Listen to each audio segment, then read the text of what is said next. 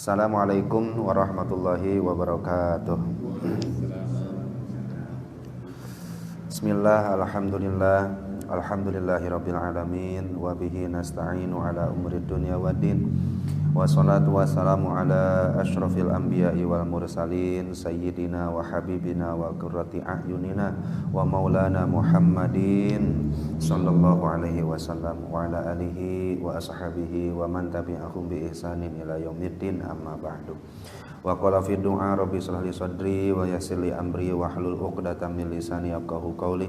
Allahumma sakhir lana lisana sidqi waj'alhu mahallal fahmi lil khitab wan nutqa bis shawab wal amala bis sunnati wal kitab. Allahumma iftah lana abwabal ilmi wa zidna ilma wa fahma wa alhiqna bis shalihin.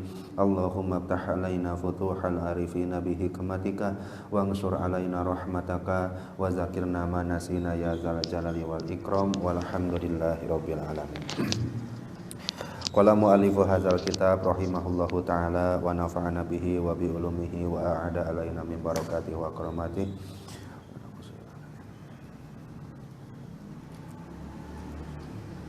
Al-Fatihah. A'udzu billahi minasy syaithanir rajim. Bismillahir rahmanir rahim. Alhamdulillahi rabbil alamin. Arrahmanir rahim. Maliki yaumiddin. Iyyaka na'budu wa iyyaka nasta'in. Ihdinas siratal mustaqim. Siratal ladzina an'amta 'alaihim ghairil maghdubi 'alaihim waladdallin.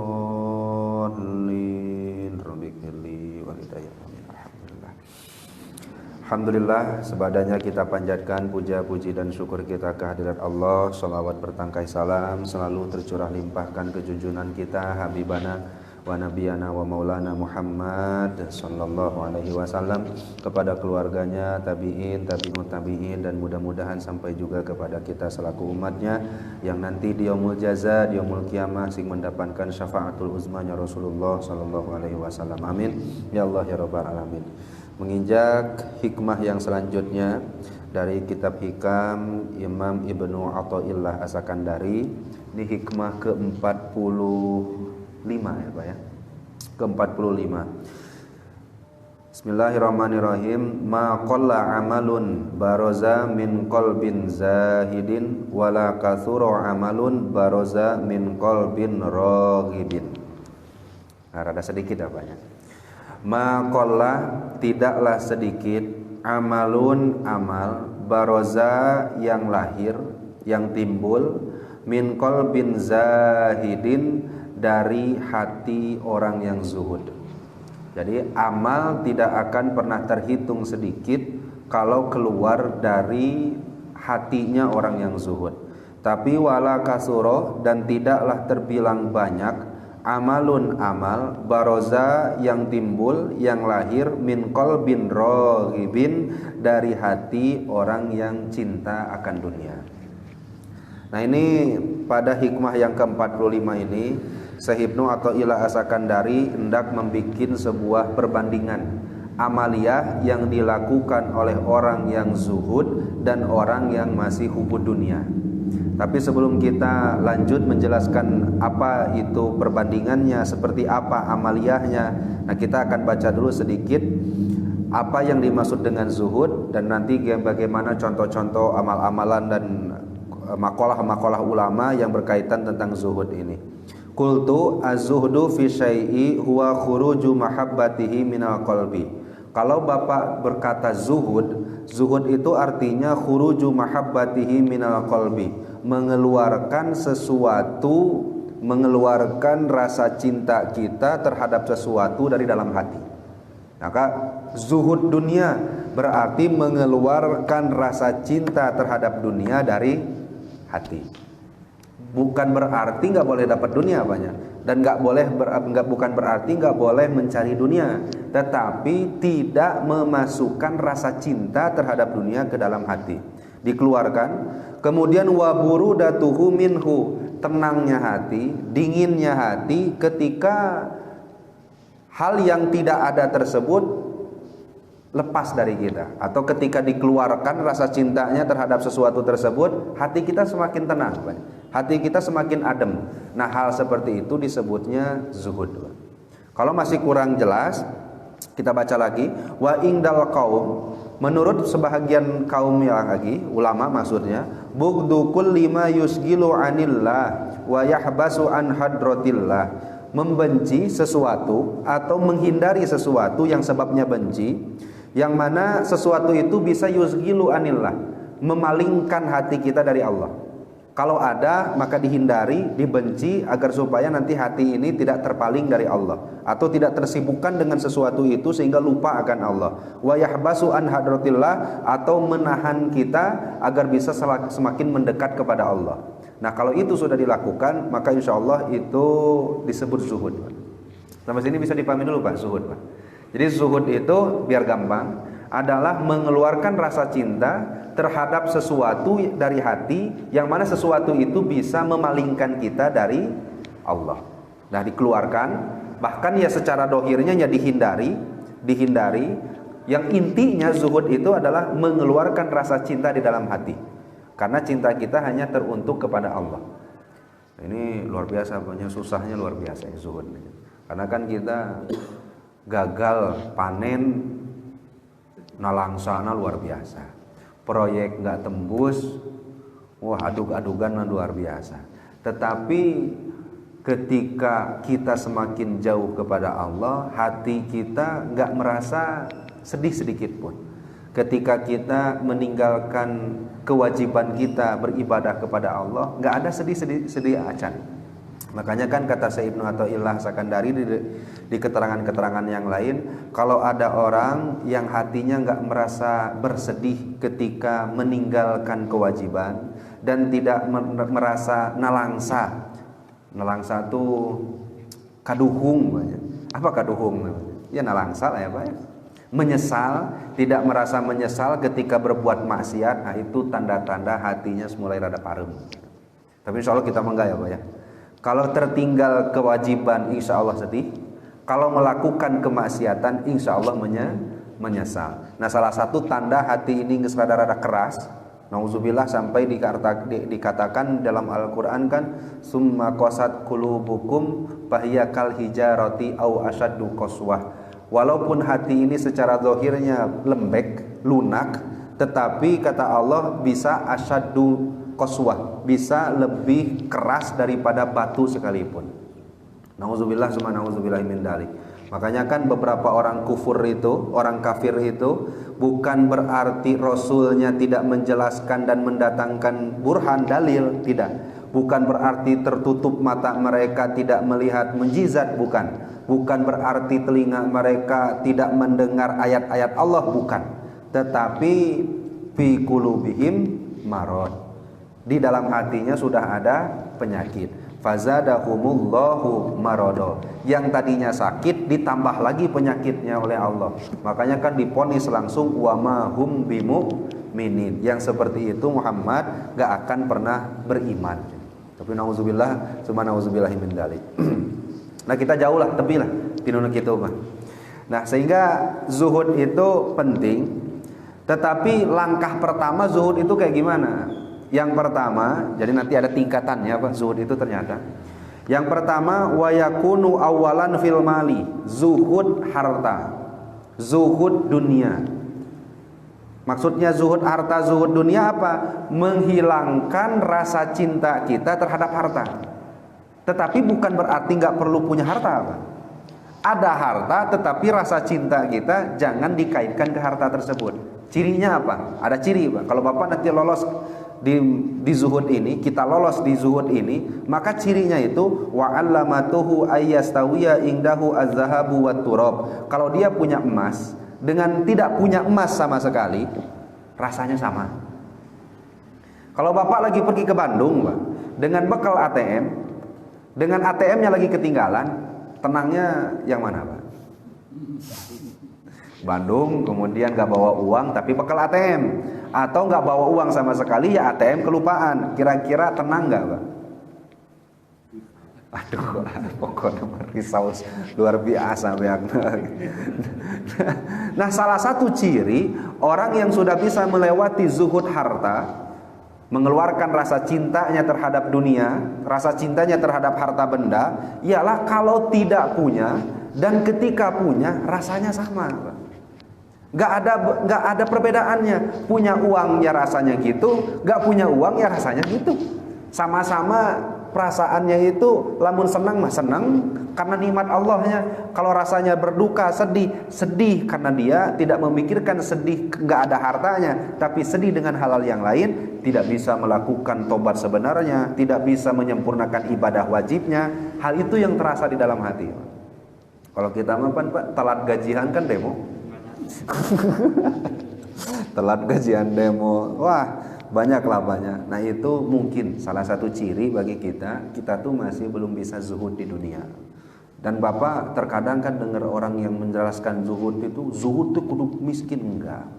Kalau zuhud kudu miskin, Kanjeng Nabi Sulaiman enggak zuhud nantinya.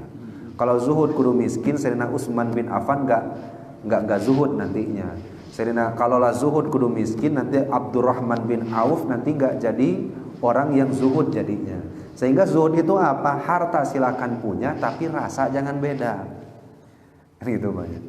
Harta kita ketika ada dan ketika tidak ada, rasanya harus sama, syukurnya gitu ke Allah nanti. Susahnya. Ya kekarak nyampaikan unggul Pak ini. Angel lah pokoknya ya mau yang dengerin, mau yang ngomong sama-sama nah saya suka kene cenepi ka dia ya. Tapi kan kita tahu berarti patokannya dulu tuh orang tuh kayak gitu. Makanya kan ketika ada ayat wa idza qila lahum aminu kama amanan nasu qalu anu'minu kama amanas sufaha. Ayo masuk Islam, masuk iman.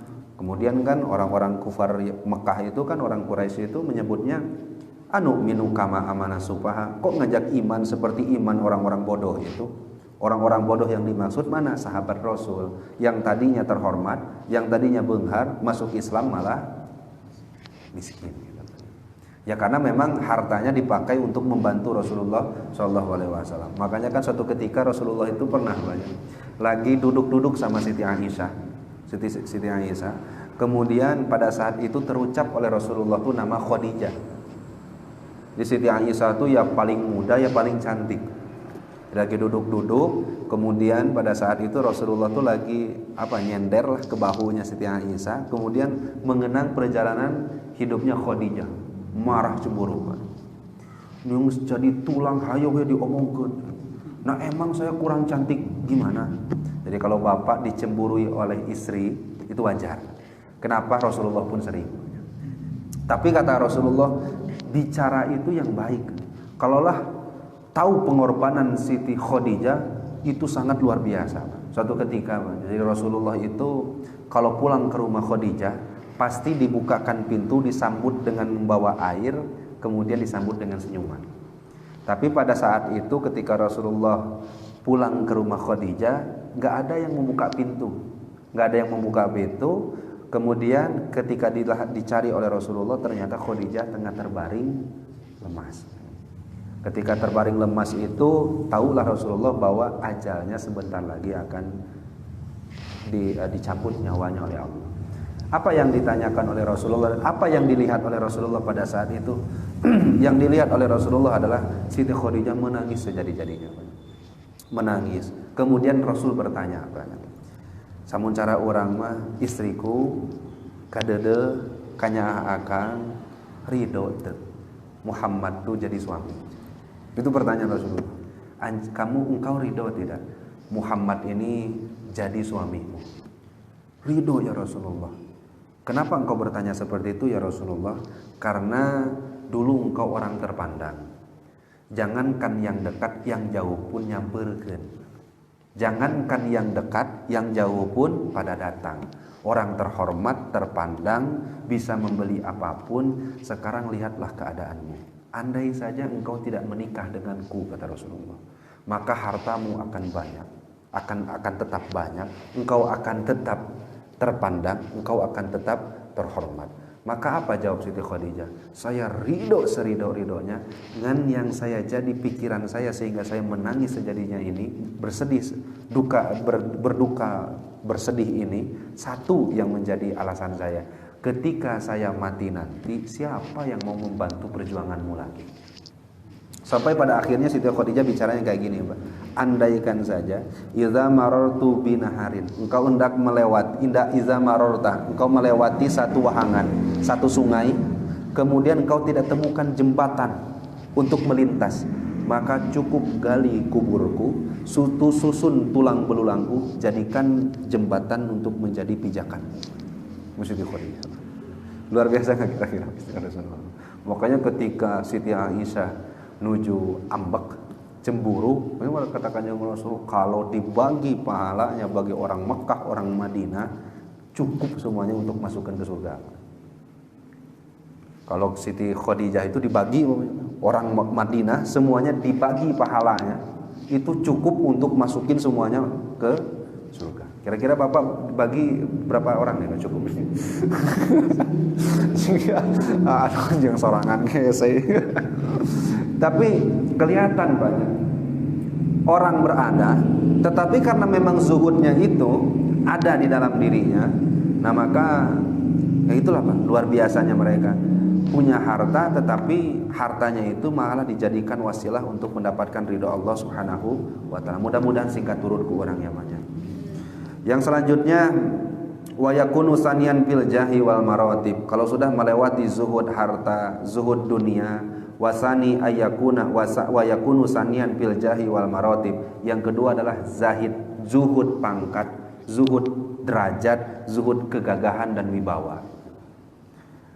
Jadi orang itu kan pertama dia harus mengeluarkan rasa cinta terhadap dunia. Setelah itu keluarkan rasa cinta terhadap pangkat dan derajat di hadapan manusia. Nah ini susahnya luar biasa.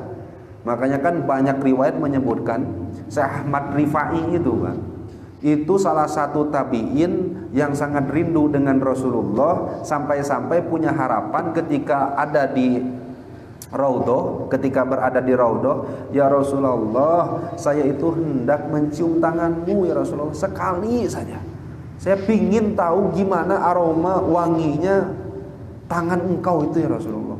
Itu disaksikan oleh para sahabat pada saat itu Pak, benar-benar pangsakol kubru, kubur itu terbuka. Kemudian tangan keluar dicium oleh Syekh Ahmad Ar-Rifai. Maka ketika dia berada di suatu kondisi yang sangat nikmat luar biasa, apa yang dia lakukan banyak? Maka dia pergi ke Masjid Madinah itu, ke Masjid Nabawi itu, di lawang panto itu gogoleran.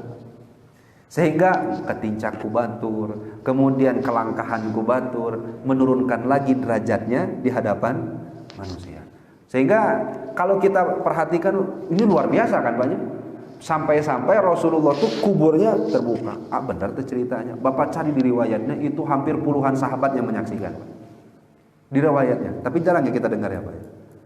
Jadi Rasul tuh pernah buka kuburannya, tangannya keluar dicium oleh Syekh Ahmad Ar-Rifai. Kalau nggak salah namanya Syekh Ahmad Ar-Rifai Pak. Nah itu kemudian pada saat derajatnya naik kan banyak, martabatnya, kegagahannya jadi naik kan pada saat itu, maka dia jatuhkan lagi derajatnya gogoleran di lawang panto, sehingga ketincang, dilangkahi oleh orang. Nah, sehingga memang Syekh Ahmad Ar-Rifai ini tidak mencintai, dihormati dan ditinggikan derajatnya di mata manusia. Kira-kira siap ini Pak yang kedua? Siap dewa ya, pokoknya masih siap ya orang-orangnya. Ada ciri tak? Ada. Apa cirinya? Wa alamatu ayastawiya indahu al-izzu wa dhillu.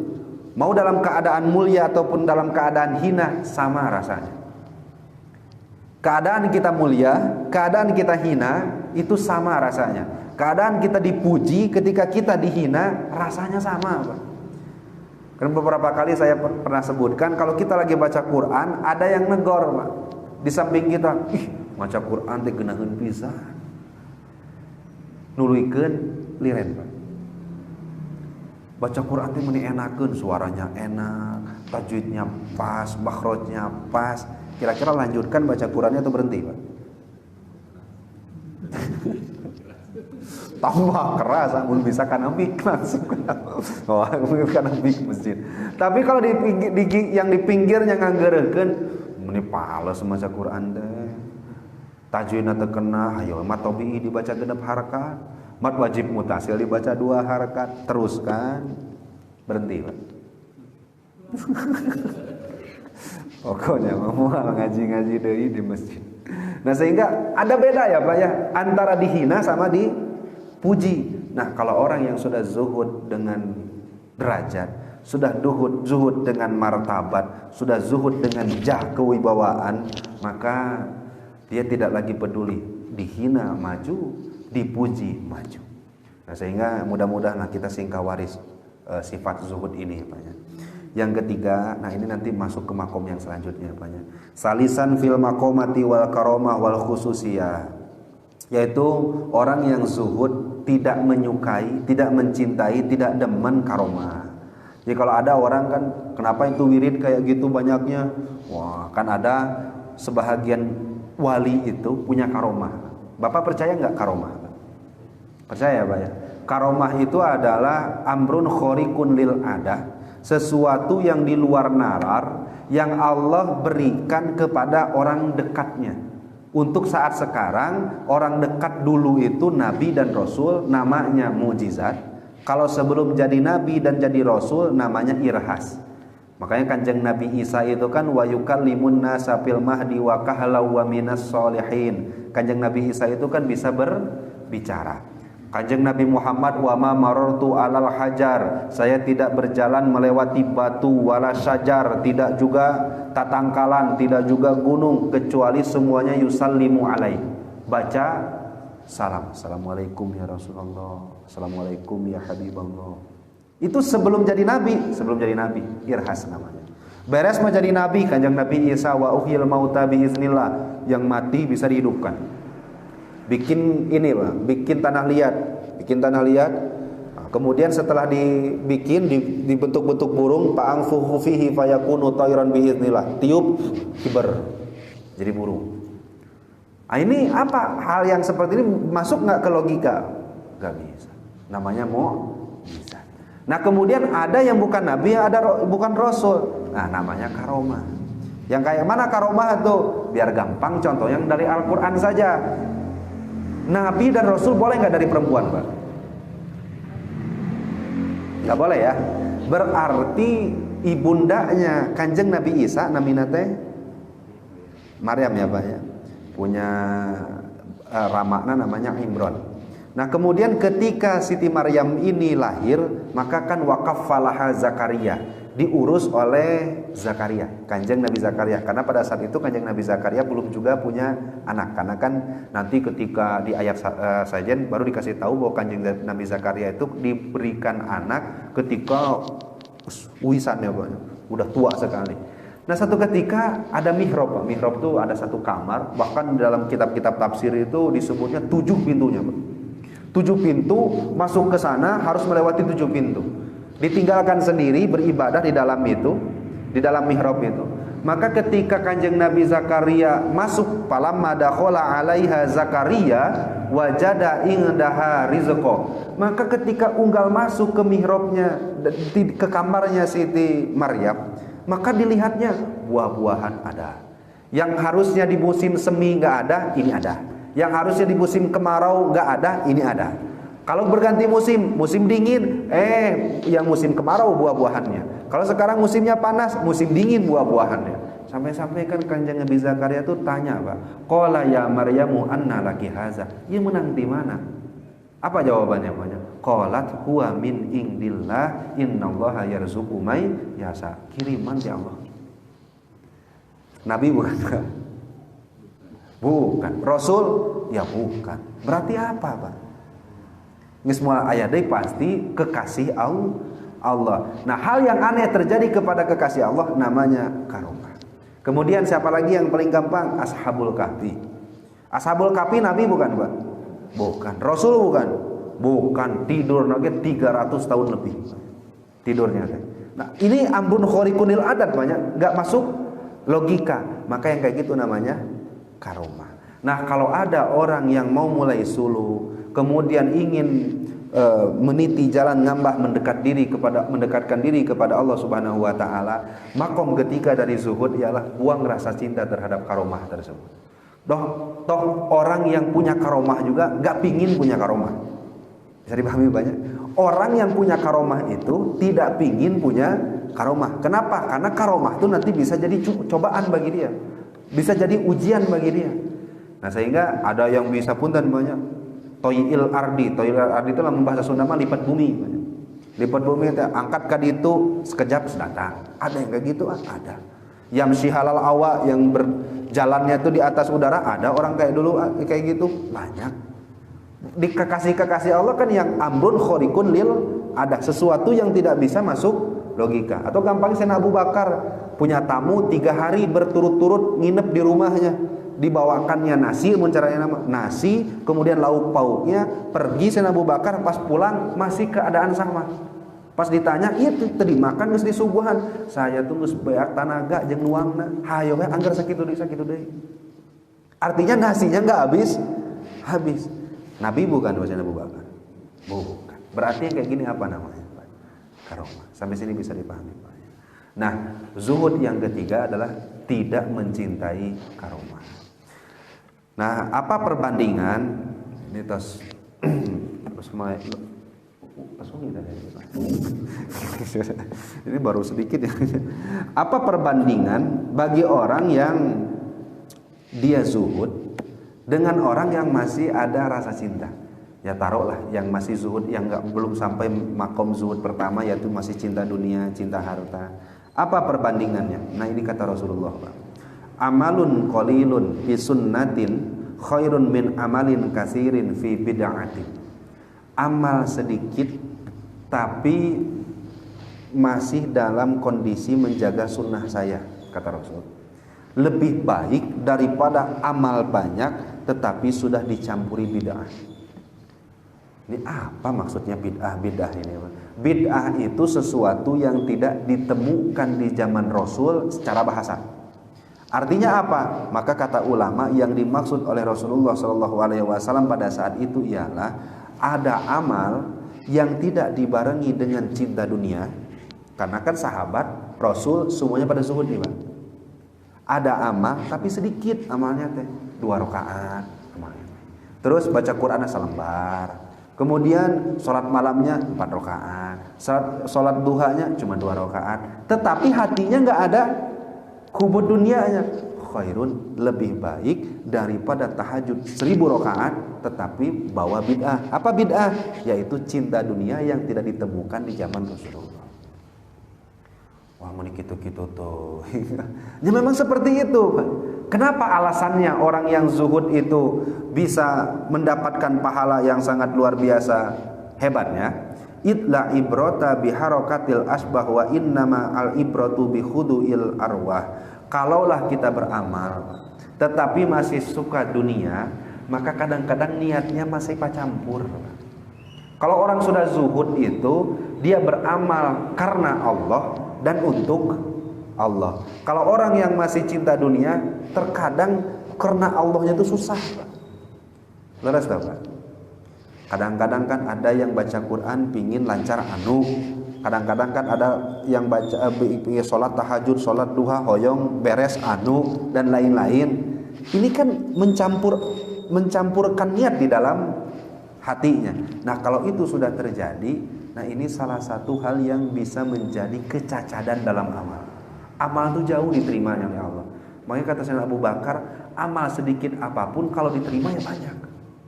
Amal sebanyak apapun gak diterima ya sedikit hitungannya. Bisa dipahami banyak. Makanya kenapa orang yang zuhud walaupun 2 rakaat lebih baik daripada 1000 rakaat orang yang masih cinta dunia. Kenapa? Karena 1000 rakaat itu semuanya niat dan tujuannya sudah tercampur dengan dunia, bahkan tercampur dengan hawa nafsunya. Nauzubillah, summa nauzubillahi min dzalik. Sampai sini bisa dipahami dulu, Pak? Bisa ya, Pak ya? Nah, saya berikan sebelum nanti kita lanjutkan lagi, berikan beberapa gambaran, Pak ya. Orang yang zuhud itu dalam beribadah pasti ketangen ikhlasnya, Pak. Pasti dohir ikhlasnya. Kenapa? Karena kan sudah tidak mau lagi dihormati kan. Zuhud tadi kan nggak mau dihormati ya tadi, Pak. Zuhud itu kan sudah tidak mau lagi dengan dunia. Zuhud itu sudah tidak mau lagi dengan karomah. Sehingga kalau sudah ibadah dengan rasa zuhud itu kemungkinan besarnya pasti karena Allah ya. Atau mengerjakan perintah Allahnya. Kalau orang yang masih cinta dunia, kemungkinan besar ibadahnya pasti ada karena nafsunya, karena hawa nafsu keinginannya. Maka diberikan gambaran kita, Pak.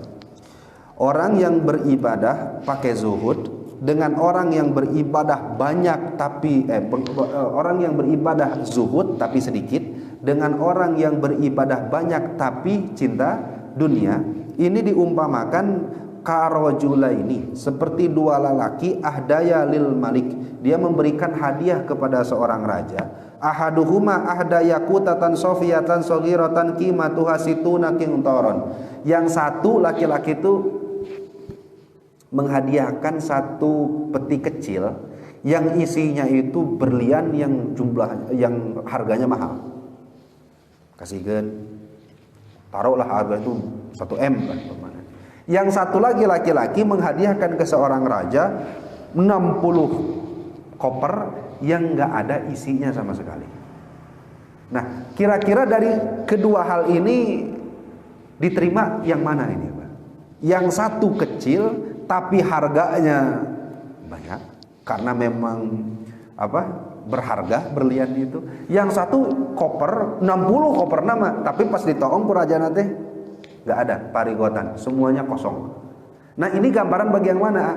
Yang satu lagi rakaatnya cuma 2 rakaat, tetapi pakai zuhud, niatnya ikhlas sehingga diterima oleh Allah, nilainya besar. Yang ini 1000 rakaat, tetapi dilihat hatinya kosong. Ternyata sholatnya teh hayang beres anu. Ternyata sholatnya tuh hoyong anu. Sholatnya tuh ternyata ingin mendapatkan apa keinginan nafsunya, keinginan syahwatnya. Nah, sehingga hal itu diumpamakan Bapak berikan koper tapi isinya kosong. Sampai sini bisa dipahami. Nauzubillah, summa nauzubillahi min zalik. Bahkan terakhir banyak. Yaqulu ar-raghib. Yaqulu, gurunya yang bikin syarah ini mengatakan kayak gini, Pak. Walau qalla ar-raghibu, orang yang cinta dunia, ghafilun, itu hitungannya lalai. Walau kana yaqulu Allah Allah bilisanihi alad dawam, walaupun dia secara lisan nyebut Allah Allah Allah Allah Allah, tapi hatinya masih cinta dunia, itu goblok aja. Itu enggak diterima oleh Allah. Id la ibrata bil lisan, karena lisan itu enggak dihitung oleh Allah. Yang dihitung itu apa yang ada di dalam hati. Makanya kan ketika Rasulullah dawuh gini, Pak, ma min abdin, orang kalau sholat yang ia dapatkan min sholatihi, dari sholatnya, illa ma'akola, apa yang ia resapi ketika ia sholatnya. Kalau kita baca Al-Fatihah, Allahu Akbar, Bismillahirrahmanirrahim, hati sama lisan nyambung gak nih, Pak? Dengan menyebut nama Allah pengasih lagi maha penyayang. Atau Bismillahirrahmanirrahim, hati enak kemana? Kalau hatinya masih kemana, berarti Bismillahirrahmanirrahim yang kita baca itu gak ada pahalanya ketika sholat. Itu kata Kanjeng Rasul, ma min abdin min sholatihi illa ma'aqal, apapun yang didapatkan oleh seorang yang sholat, itu yang didapatkan cuma satu, ma'aqalah, apa yang ia resapi, apa yang ia tadaburi ketika dia sholat. Nauzubillah, kita termasuk golongan orang-orang yang wala yadhkurunallaha illa qalila. Orang yang berzikir, orang yang ingat Allah hanya dari lisan, tapi hatinya tidak mengingat Allah, sehingga hal itu disebutnya zikir yang sangat sedikit. Sampai sini ada pertanyaan dulu, Pak? Mangga. Terapi cekap ya. Ukuran untuk zuhud itu seperti apa ya, Ustaz? Misalnya yang dunia dan bagaimana juga kan kita ada kebutuhan yang minimum ya. Kemudian kalau zuhud yang lainnya untuk hal yang sama, kira-kira seperti apa? Ya. Jadi kalau zuhud contohnya gampangnya harta aja lah, Pak ya, biar nanti bisa kita masukkan ke yang lainnya. Maksud tidak mencintai harta itu, maksud tidak mencintai dunia itu, harta yang Allah titipkan di kita sekarang ini jangan sampai buat kita semakin jauh ke Allah. Tapi sebaliknya, orang zuhud berarti adalah orang yang harta yang ada di tangannya sekarang ini dijadikan wasilah untuk mendekatkan diri kepada Allah. Karena zuhud tadi itu apa Pak? Mengeluarkan rasa cinta dari hati terhadap sesuatu yang sesuatu itu bisa menjauhkan kita dari Allah. Berarti orang yang zuhud adalah orang yang dikasih Allah Subhanahu wa taala nikmat berupa harta, kemudian hartanya tidak melalaikan. Artinya tidak melalaikan, sholatnya lancar. Terus sholatnya lancar, apalagi hartanya yang dia punya itu dijadikan wasilah untuk mendekatkan diri kepada Allah. Entah itu bayar zakatnya, entah itu bersedekahnya, entah itu membantu orang tuanya, entah itu menafkahi keluarganya. Itu kan berarti semuanya ditasarrufkan dengan hal yang diridhai oleh Allah. Maka yang seperti itu zuhud namanya. Nah jadi kalau Kanjeng Nabi Sulaiman sekarang itu hitungannya kayak gimana? Maka kan kata Allah itu dua Pak. Hadza atau una. Sulaiman, seluruh kekayaan ini aku yang beri. Pilihan kamu cuma dua. Satu, pamnun, kamu boleh berikan, au amsik, atau tahan. Apa maksudnya?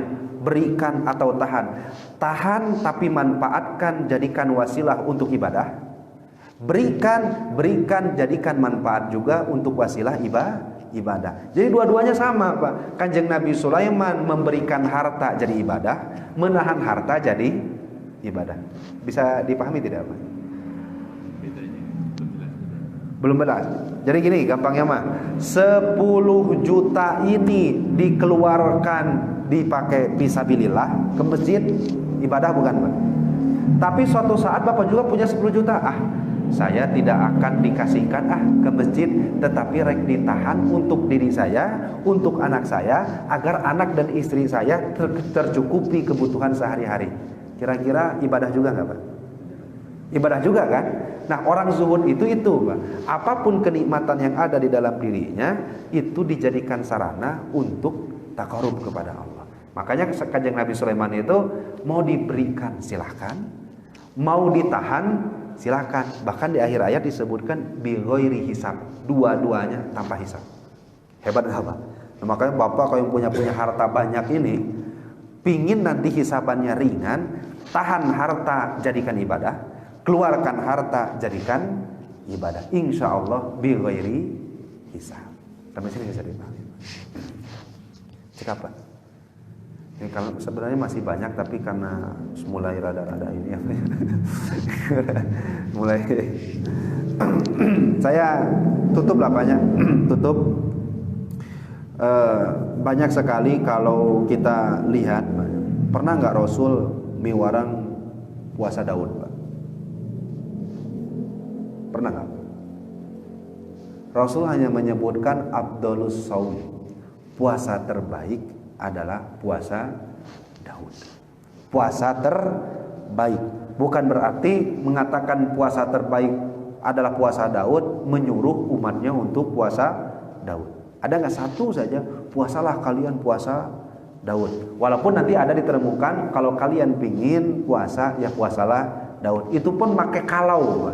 Jika kalau ingin, kalau nggak ingin nggak jadi masalah berarti banyak. Kemudian pernah nggak Rasulullah sholatlah malam hari 1000 rakaat? Pernah nggak merintah kayak gitu? Nggak ya Pak. Makanya di sini disebutkan waqala ba'dus salaf la yubtikum ashabu Muhammadin sallallahu alaihi wasallam bi kasratis sholati wala siyamin. Mereka para ulama-ulama salaf dulu, sahabat Rasulullah, tabi'in, tabi'ut tabi'in, kalau berikan nasihat nggak pernah nyuruh kita banyak sholat. Sholatlah sebanyak, nggak pernah nyuruh banyak puasa. Illa annahum kana azhada fid dunya. Yang mereka suruh adalah sing zuhud, dah segitu. Kenapa? Karena kalau sudah zuhud 2 rakaat diterima oleh Allah, nilainya besar sekali. Ini bisa dibantu. Satu lagi, Sayyidina Abu Bakar pernah tahu gini. Kata Sayyidina Abu Bakar, Sayyidina Ali pernah tahu, qala Sayyidina Ali, kunu liqabulil amali asadda minkum ihtimaman minal amali fa innahu la yaqilu amalun ma'at taqwa wa kaifa yaqilu amalun yutaqabbal. Kata Sayyidina Ali, kunu liqabulil amal asadda ihtimaman minkum. Kalian jangan terlalu fokus di beramalnya. Kalau kita kan seberapa banyak ini amal yang kita sudah kerjakan. Jangan fokus dari kuantitasnya. Tapi fokuskanlah pikiran kita, perhatian kita liqabulil amali. Bagaimana amal yang kita kerjakan dikabul oleh Allah. Pernah nggak Bapak memperhatikan, memikirkan amal ini diterima oleh Allah caranya gimana? Atau Bapak berpikiran itu amal sebanyak-banyaknya? Seseringnya kita itu beramal sebanyak-banyaknya tanpa memperhatikan gimana caranya amal kita ini diterima oleh Allah. Maka Sayyidina Ali dawuhnya gitu. Maka kata Sayyidina Ali, kamu itu perhatian pertama kamu, prioritas perhatian jangan ke amalnya, tapi gimana caranya sebelum amal kamu sudah tahu cara amal tersebut diterima oleh Allah, kamu tahu. Sampai sini bisa dibagi-baginya. Kenapa hal itu dilakukan? Fa innahu lam yakila amalun ma'at taqwa. Kalau orang sudah takwa dan amalnya sudah diterima, maka enggak disebut sedikit. Makanya kan amal terbaik apa? Kemudian nanti ya amal terbaik apa? Sayyidina Ali mah gampang jawabnya. Amal terbaik adalah amal yang diterima. Mau haji unggal tahun, umroh unggal tahun, sholat 1000 rakaat sekalipun diterima. Oke, karena Sayyidina Ali gampang jawab. Apa amal terbaik? Amal terbaik adalah yang diterima. Nah, tinggal PR kita, gimana caranya sholat kita diterima oleh Allah Subhanahu wa Ta'ala. Sampai sini bisa dipahami banyak. Mudah-mudahan sing diparinan taufik oleh Allah, diparinan hidayah oleh Allah, dan mudah-mudahan kita semua sing janten kenjami-jami anu zuhud, orang-orang yang takwa, orang-orang yang dikehendaki baik oleh Allah fid dunya wal akhirah. Amin ya Allah ya rabbal alamin. Panginten sakit wae banyak, mudah-mudahan sing ada manfaatna. Wallahul muwaffiq ila aqwamit thoriq. Wassalamualaikum warahmatullahi wabarakatuh.